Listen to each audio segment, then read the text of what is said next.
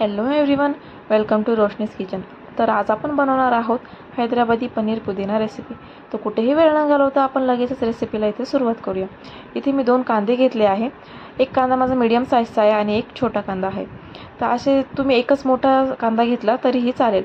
तर इथे मी त्याला रफली चॉप करून घेणार आहे, कारण हे आपल्याला मिक्सरमध्येच ग्राइंड करायचे आहे। त्यामुळे ही रेसिपी तुम्ही नक्की करून बघा। अगदीच सोपी आणि झटपट बनणारी ही रेसिपी आहे। तर इथे मी टोमॅटो पण 2 टोमॅटो घेतले आहे। इथे सुरुवातीला व्हिडिओमध्ये एक दिसतोय, तो मला कमी वाटला, त्यानंतर मी पुन्हा एक ॲड केला होता, तो पण मी असं रफली चॉप करून घेणार आहे। तर ही एक अशी थोडी वेगळ्या पद्धतीची रेसिपी आहे, बनवायला पण अगदी सोपी आहे। तर तुम्ही ही नक्की ट्राय करून बघा। तर इथे मी 10-12 लसूण पाकळ्या घेतल्या आहे आणि आल्याचा तुकडा आणि 2 हिरव्या मिरच्या घेतल्या आहे। तर हे सगळं आपल्याला कढईमध्ये फ्राय करून घ्यायचं आहे। तर इथे मी अगदी नॉर्मल अर्धा चमचला पण कमी तेल टाकलं आहे आणि हे सगळं आपण व्यवस्थित फ्राय करून घ्यायचं आहे। याच्यात आपल्याला मीठ वगैरे किंवा कुठलाही मसाला टाकायचा नाही आहे। हे आपल्याला व्यवस्थित फ्राय करून घ्यायचं आहे। कांदा आपला गोल्डन ब्राऊन होईपर्यंत आपल्याला छान फ्राय करायचं आहे। तुम्ही व्हिडिओमध्ये बघू शकता, अशा प्रकारे याला काही नाही 2 ते 3 मिनिटं लागतात आणि हे कंटिन्यू हलवत राहा, म्हणजे पटकन मिक्स होईल। इथे आपले कांदा मस्त गोल्डन ब्राऊन झाला आहे आणि टोमॅटो पण आपले सॉफ्ट झाले आहे। तर याला थोडंसं गार करून घ्या आणि मिक्सर जारमध्ये आपल्याला हे काढून घ्यायचं आहे।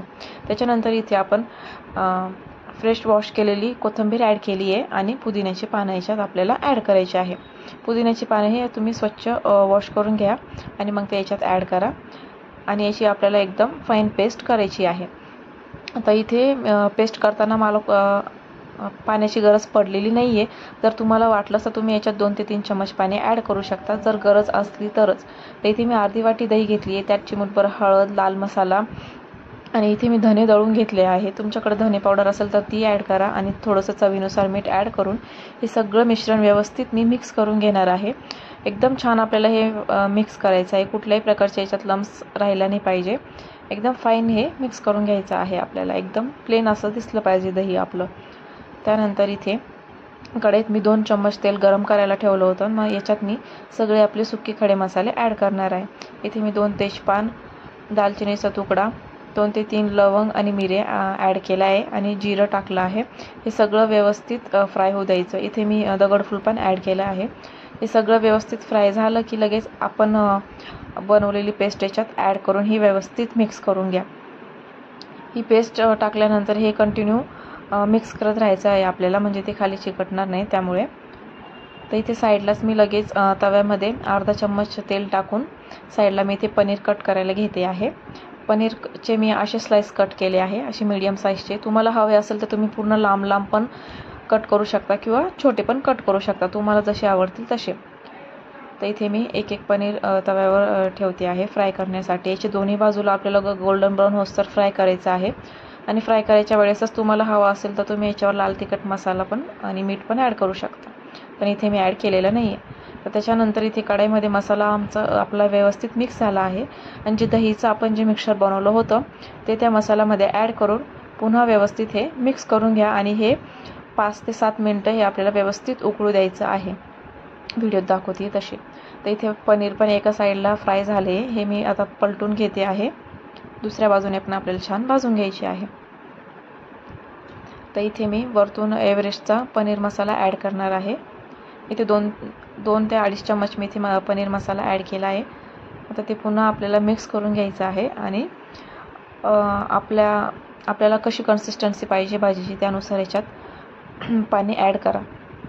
तुम्हाला केवढं पातळ पाहिजे किंवा केवढं घट्ट पाहिजे त्यानुसार इथे पाणी ॲड करा आणि भाजीला जशी उकळी आली त्याच्यानंतर मीठ ॲड करा चवीनुसार। लक्षात ठेवा का उकळी आल्यानंतरच आपल्याला याच्यात मीठ ॲड करायचं आहे।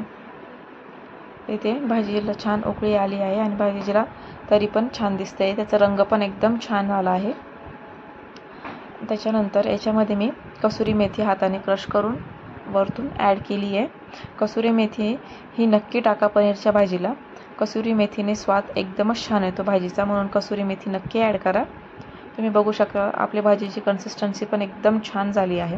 तर आता याच्यामध्ये आपण फ्राय केलेलं पनीर ॲड करणार आहोत। ही व्हिडिओ कशी वाटली तुम्हाला मला नक्की कमेंटमध्ये सांगा। व्हिडिओला आवडल्यास व्हिडिओला नक्की लाईक करा आणि चॅनलला जर तुम्ही नवीन आला असाल तर नक्की सबस्क्राईब करा चॅनलला. बघू शकता इथे आता पनीर टाकल्यानंतर ही भाजी फक्त 5 मिनिटं उकळू द्यायची आहे आणि आपली भाजी इथे रेडी आहे. एकदम छान सुगंध येतो आहे भाजीचा. आणि आता इथे वरतून फ्रेश कट केलेली कोथिंबीर ॲड करा. तर इथे आपली भाजी रेडी झाली आहे. ही तुम्ही नानसोबत चपातीसोबत खाऊ शकता, भातासोबत एकदम छान लागते. नक्की ही रेसिपी ट्राय करून बघा तुम्ही. बघा आपली भाजी एकदम छान दिसते आहे, इथे रेडी आहे. तर नक्की व्हिडिओला लाईक करा, चॅनलला सबस्क्राईब करा. थँक्यू.